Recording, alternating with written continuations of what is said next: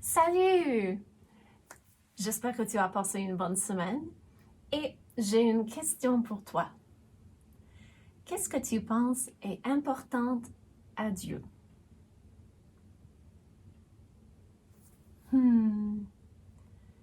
Qu'est-ce que c'est important? Ou sur quelle chose est-ce que Dieu met beaucoup d'importance?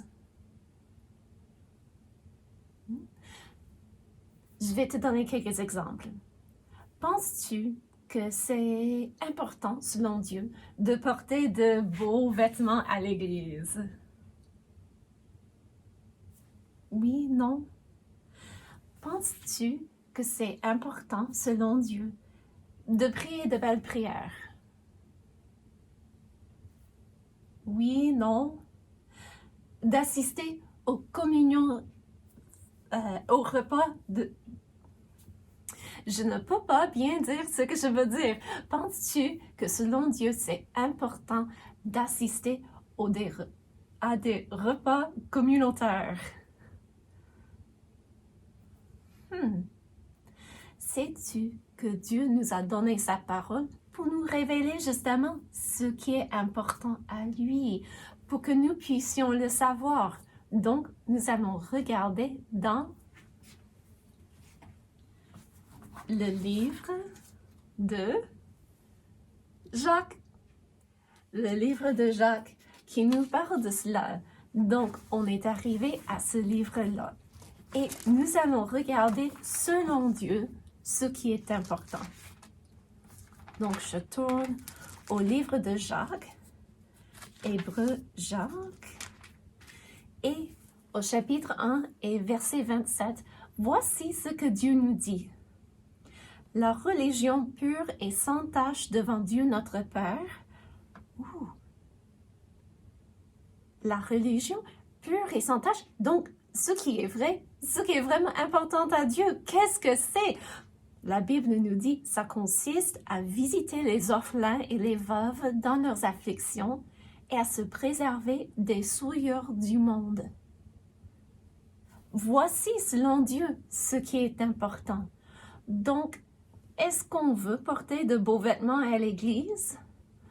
Oui, pour montrer du respect envers Dieu, mais en même temps, si on n'a pas de beaux vêtements neufs, ce n'est pas vraiment important. Est-ce que ça dit qu'on doit prier de belles prières avec des paroles fleuries qui durent 20 minutes? Non, bien que c'est une bonne chose de prier et de parler avec Dieu, ce n'est pas important, selon Dieu, de prier de belles prières longues devant l'assemblée. Qu'est-ce qui est important à Dieu? Il dit de visiter les orphelins et les veuves dans leurs afflictions. Un orphelin, c'est quelqu'un qui a perdu ses parents. Puis une veuve, c'est quelqu'un qui a perdu son époux. Donc, ces deux personnes ont perdu quelqu'un dans leur famille proche. Et dans leur affliction, moi, je pense tout de suite aux funérailles. Parce que c'est difficile, tu sais, d'aller aux funérailles. Quand la personne fait le deuil et est désolée à l'intérieur, c'est difficile de savoir quoi dire ou quoi faire. Mais Dieu nous dit que la religion pure et sans tache devant lui, c'est de visiter les orphelins et les veuves dans leur affliction. Donc, d'aller leur rendre visite. Peut-être, même si on ne sait pas quoi dire aux funérailles de quelqu'un, on peut dire justement, je ne sais pas quoi dire, mais je veux être là pour toi, dans ce moment de tristesse. Ou même si on n'arrive même pas à dire quelque chose à la personne, on puisse juste mettre la main sur leur épaule, sur leur bras, leur donner un câlin, quelque chose qui est approprié, juste pour leur montrer. Je comprends que tu passes un moment vraiment désolant et je veux être là pour te soutenir. Voici comment on puisse aider un orphelin ou une veuve dans son affliction. Puis la Bible dit aussi de se préserver des souillures du monde. Il y a des choses comme des blagues, des blagues qui sont drôles, mais il y en a où ça souille le cœur en même temps.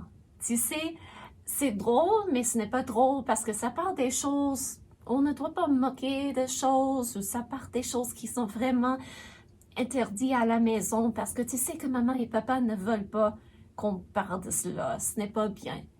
Donc, Dieu veut qu'on se garde des souillures du monde, qu'on aide les orphelins et les veuves. Et voici le verset clé du livre de Jacques. C'est Jacques 1 au verset 27. La religion pure et sans tache devant Dieu notre Père consiste à visiter les orphelins et les veuves dans leurs afflictions et à se préserver des souillures du monde.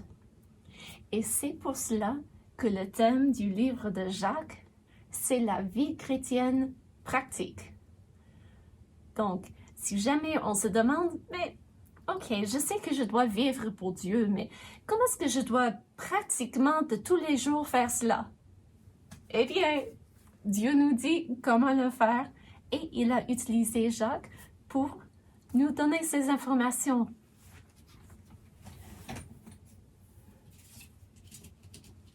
Donc, le livre de Jacques, c'est le thème de la vie chrétienne pratique. Et pour faire une révision vite, nous allons regarder, terminons cette rangée ici. Donc, est-ce que tu te rappelles de le thème du livre de Philémon? Onésime s'était enfui, puis il a rencontré Paul dans la prison et Paul avait demandé qu'on pardonne à Onésime. Donc, le livre à Philémon nous parle du pardon. Puis, Tite et Hébreu, est-ce que tu te rappelles du titre de la thème? Non, pas. C'est pas grave. On va passer au livre aux Hébreux. Donc, est-ce que tu te rappelles de la semaine passée? Le sacerdoce de Christ. Si tu t'es rappelé de cela, bravo. Sinon, ce n'est pas grave. Ça nous arrive d'oublier. Mais c'est le sacerdoce de Christ, qui veut dire que Tite nous parle de l'ordre dans l'Église. Donc, à l'ordre, Tite. Mais Tite était justement le pasteur. Donc, c'était lui qui devait mettre les autres en ordre. Maintenant, il nous reste 1 et 2 Thessaloniciens, 1 et 2 Timothée. Et j'ai le jour du Seigneur, maintien de la vérité, comportement dans l'Église et le retour de Christ. Donc, est-ce que tu te rappelles? 1 et 2 Thessaloniciens nous parlaient du jour de jugement à venir et le retour de Jésus. Est-ce que tu te rappelles de cela?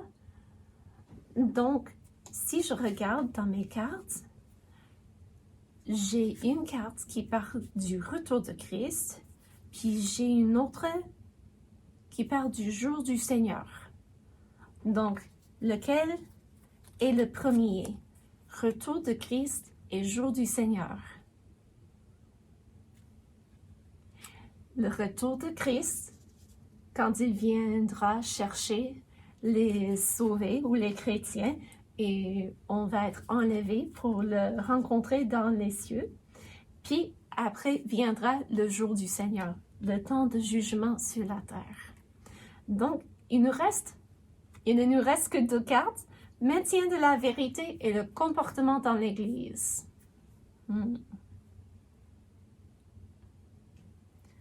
Je crois que 1 Timothée, c'est le maintien de la vérité et 2 Timothée, c'est le comportement dans l'Église. Qu'est-ce qu'on peut faire pour nous aider à nous rappeler l'ordre de cela?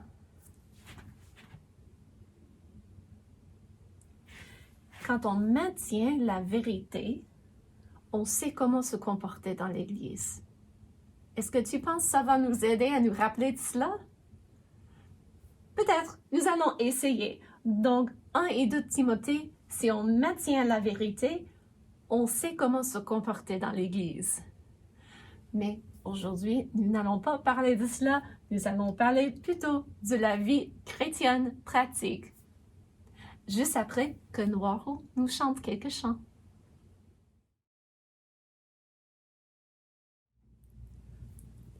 Et salut! Es-tu prêt à chanter avec moi? Oui, oh c'est bien! Puis est-ce que tu as bien réchauffé ta voix? Il fait beau aujourd'hui. La la la la la la la. Oui? Oh, c'est bien. Ok. Maintenant que je suis réchauffée moi aussi, on va chanter tous les jours de ma vie. Tous les jours de ma vie, Dieu me remplit de joie, joie, joie. Tous les jours de ma vie, Dieu me remplit de joie. Il conduit son troupeau dans de merveilleux pâturages, car il est le berger qui prend soin même des petits agneaux. Tous les jours de ma vie, Dieu me remplit de joie, joie, joie. Tous les jours de ma vie, Dieu me remplit de joie. Il me fait reposer dans de merveilleux pâturages. Il est mon bon berger, non jamais je ne manquerai de rien.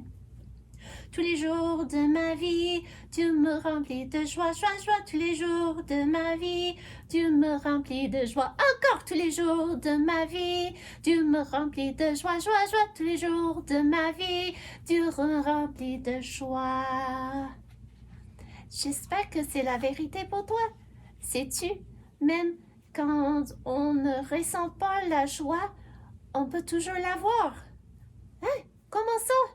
Parce qu'en suivant Dieu, on peut savoir qu'il y a une raison pour toutes les choses qui nous arrivent et que Dieu a un plan et qu'il est là pour nous guider nos pas quand nous sommes prêts à le suivre.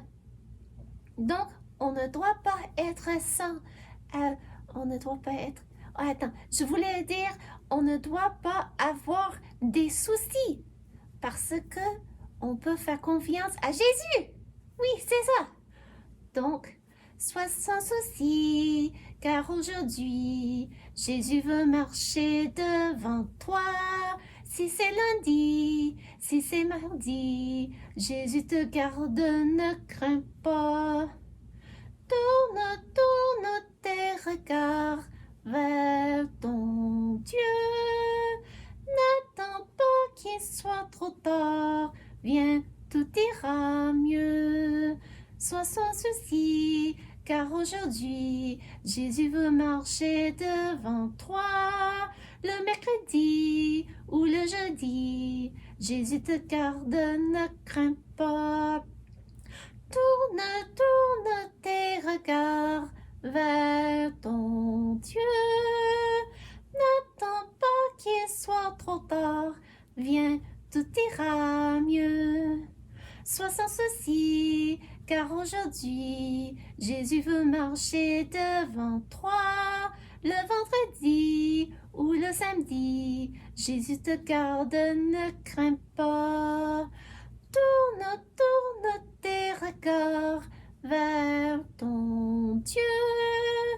N'attends pas qu'il soit trop tard, viens, tout ira mieux. Sois sans souci, car aujourd'hui, Jésus veut marcher devant toi. Le dimanche et chaque jour, Jésus te garde, ne crains pas. Tourne, tourne tes regards vers ton Dieu. N'attends pas qu'il soit trop tard, viens, tout ira mieux. Et oui, ça va toujours mieux quand Madame la monitrice, quand elle a quelque chose qui la rend inquiète, puis elle se met à prier et à parler avec Dieu de ce qui l'inquiète, puis ça va toujours mieux après. Oui, c'est vrai. Donc, j'espère que toi aussi, tu apprends à amener tes soucis à Jésus et à lui faire confiance avec tout ce qui ne va pas bien. Puis aussi, j'espère que tu as beaucoup de bonnes choses aussi dans la vie. Tu sais, on va avoir de mauvaises choses et de bonnes choses. Et Pour les mauvaises choses, on peut demander à Dieu quoi faire et lui obéir et savoir qu'il a un plan et qu'il puisse faire que les mauvaises choses tournent d'être de bonnes choses. Puis les bonnes choses, on peut remercier Dieu pour cela et être reconnaissant. C'est ça. Puis maintenant, est-ce que toi, tu aimes imaginer des choses? Oui?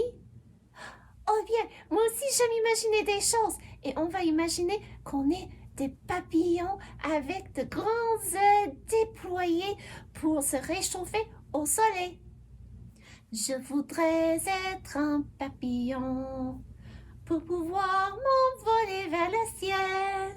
Et je tournerai tout en rond. Je voudrais être un papillon. Je voudrais être un moucheron pour rentrer dans toutes les maisons.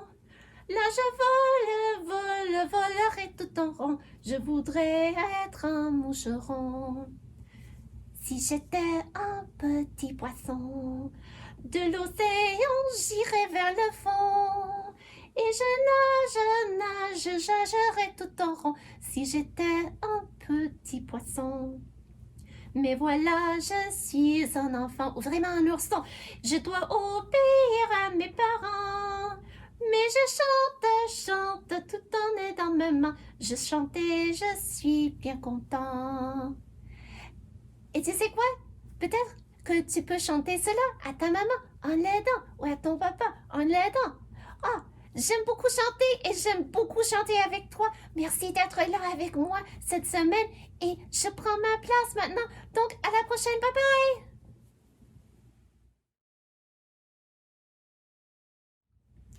Merci beaucoup, Noiro. J'apprécie beaucoup. Et pour commencer, j'aimerais vous raconter 2 histoires. Puis sans ces 2 histoires, je vais parler de 2 jeunes hommes qui sont des sans-abri. En vérité, c'est une histoire véridique que j'ai tirée d'un livre qui s'appelle « Sous la passerelle ». Ça raconte les expériences de 2 jeunes hommes qui étaient sans-abri pendant un certain temps. Et à la fin des 2 histoires, je vais te demander c'était quelles personnes qui ont démontré l'amour de Dieu envers ces 2 hommes sans abri. Eh bien, à un moment donné, ces 2 hommes, ils se promenaient, je crois que c'était dans la ville de Phoenix, en Arizonie, où il fait chaud, mais je ne suis pas tout à fait certaine. Mais les 2 hommes se promenaient, ils avaient des sacs à dos avec quelques possessions là-dedans. Et pendant qu'ils marchaient en cherchant une église pour aller adorer le Seigneur avec d'autres chrétiens le dimanche, un des jeunes hommes s'est enfargé sur le trottoir. Quand cela est arrivé, il portait des sandales et ces sandales s'étaient brisées. Donc, le petit bout de plastique ne tenait plus, puis quand ça sortait, son pied avait glissé, puis il s'est enfargé. Et le pire, c'est que son ongle de son grand orteil s'est plié et ça commençait à saigner. Mais il n'avait pas de plaster, il n'avait rien pour l'arrêter, donc il devait comme marcher à nu-pied et attendre que le sang sèche, que ça arrête de saigner, et il prenait ses sandales et les regardait comme c'est bien plate, c'est triste, j'aimerais les réparer, mais ça ne se répare pas très bien, hein, des sandales comme ça. Non. Puis les 2 jeunes hommes ont réussi à trouver une église. Donc, ils sont entrés et ils se sont assis. Et des personnes leur regardaient du coin d'œil. Ils puaient parce qu'ils n'avaient pas pris de bain dans des jours, voire des semaines. Ça sentait mauvais. Puis les personnes qui étaient autour d'eux, où ils avaient choisi de s'asseoir, ils commençaient à trouver des excuses pour se lever, pour aller s'asseoir ailleurs.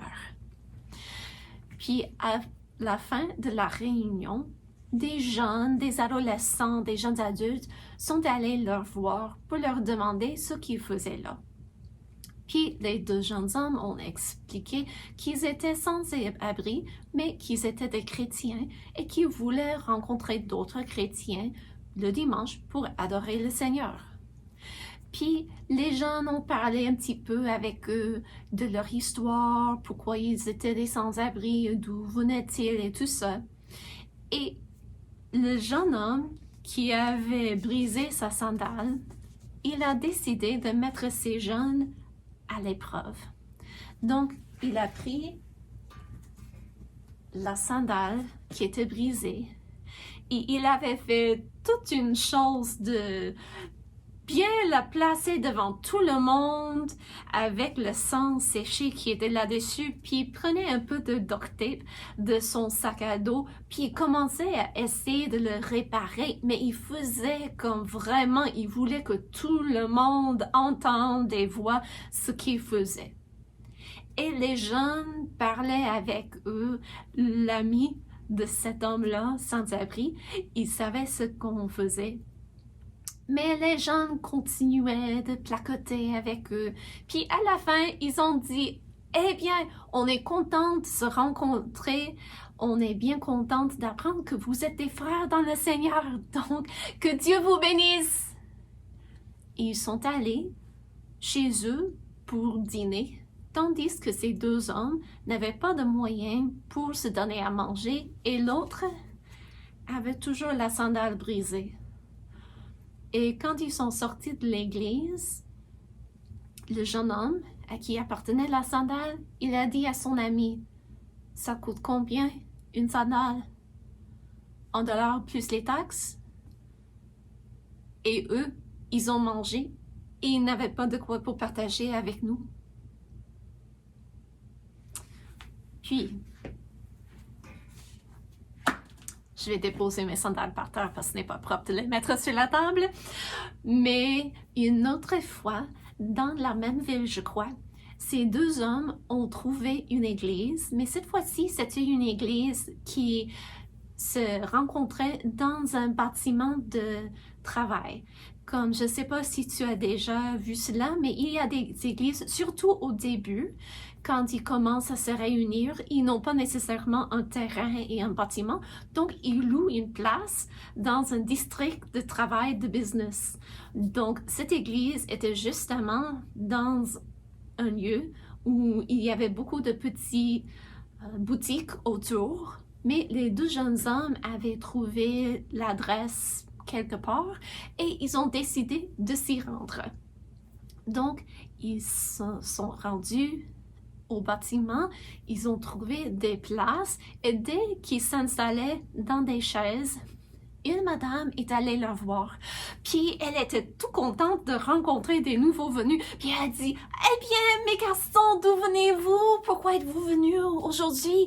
Puis ils expliquaient, ils étaient sans abri, puis qu'ils étaient des chrétiens de longue date. Puis elle était comme, oh, et vous êtes tombés sur des circonstances difficiles, j'imagine. Oh oui, oui, oui. Puis elle a dit, ah, eh bien, mais je suis contente de vous rencontrer. Je suis contente de me rendre compte que vous êtes des chrétiens, des frères dans le Seigneur. Oh, c'est bien de vous voir aujourd'hui. Avez-vous déjà rencontré telle personne? Attends, je vais aller lui chercher. Puis elle cherchait les gens, puis elle amenait les gens pour rencontrer ces deux qu'elle appelait ses garçons. Mes garçons, as-tu déjà rencontré mes garçons? Mes deux garçons, venez voir. Puis elle leur introduisait à tout le monde, puis elle était vraiment affairée, la madame. Puis elle s'est dit, oh, sauvez-moi une place. Quand la réunion commence, je viens m'asseoir avec vous. Ça ne vous dérange pas, j'espère? Puis ils ont dit, mais non. Puis elle s'est assise fièrement à côté d'eux. Il puait toujours. Ça n'avait pas changé. Mais elle s'est assise à côté d'eux, puis elle leur offrait des livres de cantiques, des bibles, mais ils en avaient. Mais elle était vraiment quelqu'un qui voulait s'assurer qu'il se sentait à l'aise et qu'il se sentait le bienvenu. Puis après la réunion, le pasteur avait annoncé que à l'étage, ils allaient avoir un repas communautaire. Et la madame s'est tournée et a dit « Hey, mes garçons, je suis certaine que vous êtes venus pour cela, n'est-ce pas? » Puis ils ont dit « Oh non, non, on est venus pour adorer le Seigneur avec des chrétiens, mais on ne veut pas abuser. » Et elle a dit « Non, non, Dieu vous a envoyé au bon endroit, au bon moment. Venez, venez. » Puis elle dit « J'insiste, vous êtes mes invités. Il va y avoir assez de nourriture. » Puis elle, quand elle insistait qu'ils s'installent, qu'ils n'aident pas à aider ou à faire du travail, non, non, non, c'est elle qui faisait cela, puis elle leur cherchait des choses, puis elle leur amenait des assiettes pleines, puis elle dit « Mangez, je suis sûre que ça va vous faire du bien, après tout, toute la pourriture que vous auriez mangée sur la rue, donc mangez, allez-y, vas-y. » Puis elle leur amenait d'autres choses et d'autres choses. Et avez-vous de quoi boire? Voulez-vous que je vous fasse le plein? Puis elle venait, elle s'en allait partout pour s'assurer que tout le monde avait de quoi manger. Mais vraiment, elle était chaleureuse et elle a insisté même à la fin. Elle a dit, écoutez, je vous donne de la nourriture pour la route. Mais ils ont dit, on ne veut pas abuser. Puis elle a dit, non, vous n'abusez pas, c'est moi qui vous offre. Donc, elle est allée leur préparer des choses, puis elle était comme, ok, bon, le pain, ça se garde quelques jours, ça aussi, mais ça non, ça c'est trop liquide, c'est trop difficile de transporter. Donc, elle leur a fait toute une petite chose de, pas petite, assez grande, mais elle leur a donné de la nourriture et elle leur a donné, puis elle a dit, eh bien, mes garçons, si vous avez besoin de quoi que ce soit, n'hésitez pas de revenir nous voir. Eh bien, selon toi, c'était quelle église ou quelle personne qui a montré l'amour de Dieu envers ces deux hommes sans abri? Bien sûr, n'est-ce pas, la madame, parce qu'elle a été gentille et aimable envers eux. Elle leur démontrait de l'amitié, peu importe le fait qu'ils puaient, que leurs vêtements étaient sales et tout ça. Elle ne faisait aucun cas de leur apparence, mais elle leur a démontré l'amour de Dieu. Puis, c'était quoi le problème avec les jeunes à la première église? Parce que les jeunes sont allés parler avec eux après la réunion.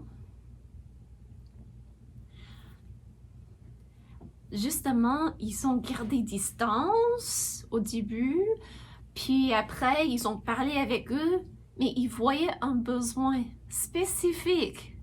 Le jeune homme avait besoin d'une nouvelle paire de sandales. Et il avait besoin de la nourriture, c'était évident. Et ils avaient les moyens pour pourvoir aux besoins, mais ils n'ont rien fait. Donc, on voit que c'est la madame qui avait démontré l'amour de Dieu envers ces jeunes hommes sans abri. Eh bien, pourquoi est-ce que je vous raconte cette histoire? C'est que la Bible nous parle du fait que notre foi doit s'exprimer par des œuvres. Eh bien, je vais aller chercher ma Bible. Attends, si tu as ta Bible, tu peux l'ouvrir à Jacques au chapitre 2.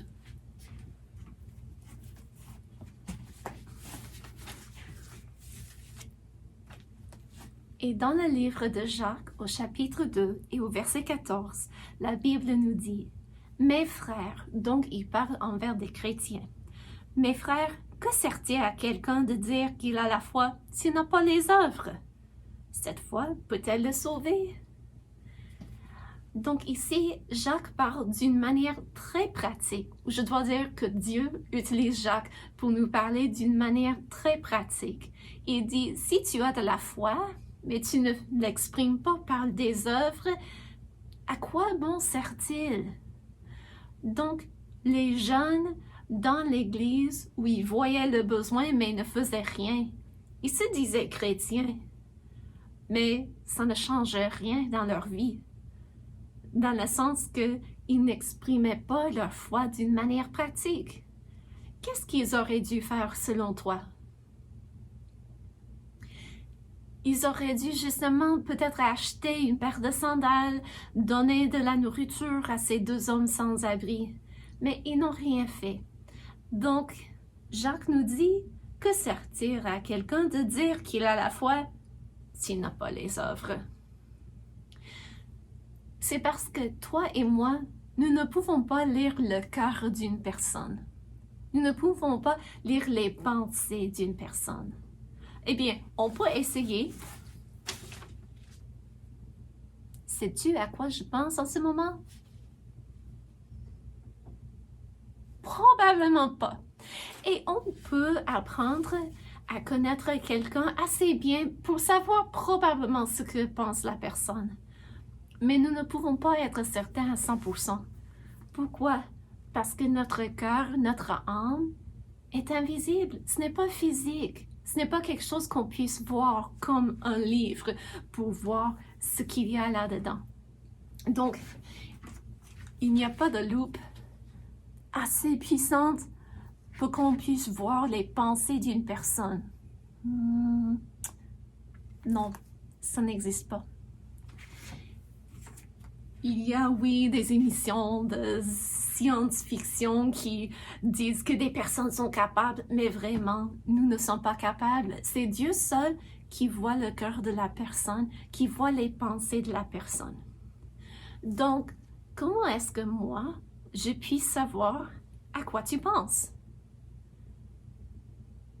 Comment est-ce que moi, je puisse savoir quelle décision tu as déjà prise? Je peux tout simplement regarder à tes œuvres, ce que tu fais. Parce que quand tu penses à quelque chose, tu vas te mettre à l'œuvre. Donc, tu vas faire une décision, un choix, puis cet choix va te mener à faire des choses, des œuvres dans la vie. Donc, c'est pour ça que Jacques nous dit, quelqu'un qui dit qu'il a la foi sans les œuvres, à quoi bon sert-il? Parce que si tu ne fais pas une expression de ta foi, comment est-ce que je puisse être certain que tu as déjà vraiment fait la décision dans ton âme? Donc, il continue. Si un frère ou une sœur sont nus et manquent de la nourriture de chaque jour, et que l'un d'entre vous leur dise « Allez en paix, chauffez-vous et rassasiez-vous », et que vous ne leur donniez pas ce qui est nécessaire au corps, à quoi cela sert-il? C'est exactement comme l'exemple dans notre histoire au début. Les jeunes voyaient que les deux hommes avaient besoin de nourriture et pas de vêtements dans ce cas-là, mais des chaussures ou des sandales. Et ils avaient dit « Que Dieu vous bénisse !» sans rien faire pour pouvoir à leurs besoins. Donc, la Bible nous dit « À quoi cela sert-il de dire que tu es chrétien, mais tu n'agis pas? » Donc, Jacques nous dit, ou Dieu utilise Jacques pour nous dire, au verset 17, « Il en est ainsi de la foi. Si elle n'a pas les œuvres, elle est morte en elle-même. » Quand nous pensons au verset clé que nous avons regardé tantôt, ça dit que la religion pure et sans tache devant Dieu notre Père, ou la foi en Dieu, être un vrai chrétien, consiste à quoi? À faire quelque chose, à visiter les orphelins et les veuves dans leurs afflictions et à se préserver des souillures du monde. Puis la Bible nous dit 12 exemples. Ici dans le livre de Jacques, 12 exemples de personnes qui avaient de la foi, qui s'exprimaient par des œuvres.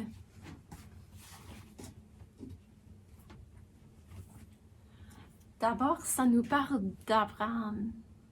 Et Abraham, qu'est-ce qu'il a fait pour exprimer sa foi en Dieu? Eh bien, si tu te rappelles, il était un homme âgé et il avait passé le temps de pouvoir avoir des enfants, lui et sa femme. Mais Dieu l'a promis qu'il lui donnerait un fils et c'était à travers des descendants de cet fils que Dieu allait bénir tout le monde. En fait, c'était un des descendants physiques d'Abraham qui serait né à Bethléem, homme et Dieu, pour mourir pour nos péchés et ressusciter des morts. C'est Jésus. Donc, Dieu avait donné à Abraham ce fils qui s'appelait Isaac. Et Abraham, le père d'Isaac, oh, il devait être le chouchou du monde, Isaac. Mais à un moment donné, Dieu avait demandé à Abraham d'offrir Isaac comme sacrifice. Mais comment est-ce que Isaac pourrait avoir des descendants s'il était mort? Mais Abraham a cru en Dieu. Il avait de la foi en Dieu, tellement qu'il était convaincu que Dieu tiendra à sa promesse. Il était convaincu, excusez-moi, mais Abraham était convaincu que Dieu pouvait même ressusciter Isaac des morts. Donc Abraham s'est mis à l'œuvre pour exprimer sa foi en offrant Isaac sur un autel. Mais à la dernière minute, Dieu l'a arrêté pour dire « Maintenant, ta foi, c'est évident. » Pas juste pour Dieu qui voyait le cœur d'Abraham, mais maintenant pour tout le monde qui voyait qu'Abraham était prêt à même sacrifier son propre fils si Dieu le demandait, parce qu'il avait de la foi qui s'exprimait par cette action. Puis, est-ce que tu te rappelles de l'histoire de Rahab? Cette femme de mauvaise vie qui vivait dans la ville de Jéricho? Et son peuple avait rejeté Dieu pendant longtemps. Et Dieu leur a donné des opportunités de se repentir, mais le peuple ne voulait pas. Et Josué et les enfants d'Israël s'en venaient pour prendre le terrain que Dieu leur avait promis bien des années avant. Et tout le monde dans la ville avait peur des Israélites. Et Josué a envoyé 12 espions. Et les espions ont trouvé un refuge chez Rahab. Elle leur a caché, puis ceux qui poursuivaient les espions, elle leur avait envoyé ailleurs. Donc, quand les 12 espions ont demandé à Rahab pourquoi elle avait fait cela, elle leur avait expliqué qu'on craignait le peuple d'Israël et elle croyait dans leur Dieu. Et elle savait que le Dieu d'Israël était fort et puissant. Et elle demandait que sa vie et la vie de toute sa famille soient épargnées dans la bataille qui s'en viendra. Et si tu te rappelles, les 12 espions, ils étaient prêts à protéger Rahab et sa famille s'ils restaient dans la maison et si Rahab, elle mettait une corde cramoisie sur sa fenêtre pour probablement bien distinguer c'était quelle maison où il devait épargner les gens à l'intérieur. Donc Rahab avait de la foi en Dieu. Et comment elle avait exprimé cette foi? Elle avait attaché le cordon. Justement, elle a exprimé sa foi par une œuvre. Maintenant, nous devons mettre une petite pause sur notre leçon. Pourquoi? Parce qu'il y a des personnes qui disent, si la foi en Dieu s'exprime par des œuvres, puis on peut faire l'envers. On peut faire des œuvres pour gagner son ciel. Sauf, ce n'est pas possible. C'est comme un chemin à sens unique. Tu ne peux pas faire des œuvres pour te mettre en règle avec Dieu. Ça ne se passe pas. Pourquoi? Parce que n'importe quelle chose que nous avons fait qui a brisé la loi de Dieu est vraiment quelque chose, une dette envers Dieu que nous ne pouvons pas payer. Même en faisant plein de bonnes choses, de bonnes œuvres, nous ne pouvons pas payer notre dette envers Dieu. Donc, nous ne pouvons pas faire des œuvres pour gagner notre ciel. Mais, par contre, si on a déjà mis sa confiance en Jésus comme sauveur, c'est bien sûr que cette foi va s'exprimer par des œuvres. Donc, si jamais tu entends quelqu'un qui dit « je gagne mon ciel » ou « je fais mes bonnes œuvres pour le jour », tu peux savoir que la Bible nous dit que ce n'est pas possible. Et si jamais tu penses de gagner du mérite auprès de Dieu ou d'amasser tout un tas de bonnes œuvres pour payer le prix pour tes dettes envers Dieu, c'est impossible. j'aimerais t'encourager de regarder dans la Bible. Et la Bible nous dit que nous ne pouvons pas payer notre dette envers Dieu. Quand nous transgressons la loi de Dieu, c'est un péché. Et le prix de cela, c'est la mort, la séparation d'avec Dieu pour l'éternité. Et seul Jésus peut payer cette dette et puisse nous mettre en règle avec Dieu. Mais parce que le livre de Jacques parle aux chrétiens, ça ne parle pas aux personnes qui n'ont pas déjà mis leur foi en Jésus-Christ comme sauveur. Ça parle avec les personnes qui ont déjà mis leur confiance en Jésus comme sauveur, qui ont déjà cru en Dieu. Et une fois qu'on a cette foi en Dieu, Jacques dit, pratiquement, ça doit s'exprimer par des œuvres. Et peut-être que tu dis, ok, mais par quelles œuvres? Comme, qu'est-ce que Dieu s'attend à ce que moi je fasse pour exprimer ma foi? Bonne question. Dieu nous donne la réponse. Justement, la religion pure et sans tache devant Dieu notre Père, c'est quoi? Consiste à visiter les orphelins et les veuves dans leur affliction et à se préserver des souillures du monde. Justement, peut-être que tu connais quelqu'un qui est veuve ou orphelin et tu peux mettre une petite rappel dans un calendrier, demander auprès de maman et papa, hey, est-ce qu'on peut prendre une journée pour aller voir Madame telle, qui est seule dans le monde, qui est une veuve, pour l'encourager, peut-être faire de petits travaux. Si tu as un voisin qui est veuve, qui est assez âgé, peut-être que tu te rends compte que après des tempêtes, elle a beaucoup de branches dans sa cour et que c'est pénible pour elle d'aller les ramasser. Puis, toi, tu puisses le faire, n'est-ce pas? Demander permission d'abord pour qu'elle sache pourquoi tu es là, mais tu peux demander permission ou si tu es peut-être un peu plus grand et responsable et si la madame a la difficulté d'amener ses bacs à la rue, tu puisses le faire, n'est-ce pas? Oui, ou peut-être que toi, tu trouves d'autres idées. Puis, même si tu ne connais pas des orphelins ou des veuves, la Bible dit aussi qu'on doit se préserver des souillures du monde. Il y a des temps où des amis nous racontent des blagues, mais c'est drôle, mais on sait que ce n'est pas propre. Mais c'est juste quelque chose où ça souille l'âme à l'intérieur. Tu ne te sens pas à l'aise, tout à fait. Même si c'est drôle et ça te fait rire, tu es un peu comme je veux m'en débarrasser. Ça, c'est une souillure du monde et on doit se garder loin de cela.